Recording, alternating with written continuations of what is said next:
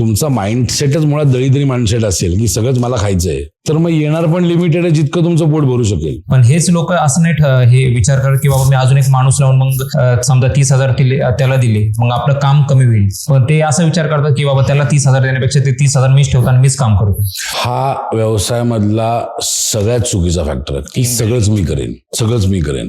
तुम्ही जे सगळंच लोड स्वतःवरती घ्यायला लागाल त्या दिवशी तुम्ही तुमची प्रोडक्टिव्हिटी मारून टाकणार आहात.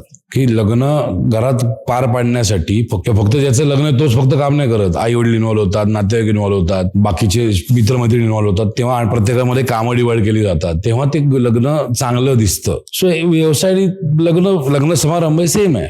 सो तुम्ही जितक्या गोष्टी डिसेंट्रलाइज कराल तितका व्यवसाय वाढायला मदत होते. तुमचा माइंडसेटच मुळात दळीदरी माइंडसेट असेल की सगळंच मला खायचंय, तर मग येणार पण लिमिटेड आहे जितकं तुमचं पोट भरू शकेल. की तुमच्याकडे ₹1,00,000 ते तुम्ही सांभाळू शकत नव्हतं, 1 करोड नाही मिळणार आहेत तुम्हाला. सो पहिले ₹1,00,000 आहेत ते नीट सांभाळायचे, ते ठेवा. तो व्यवसाय पहिले व्यवस्थित उभा करा आणि मग हळूहळू वाढवायला चालू करा.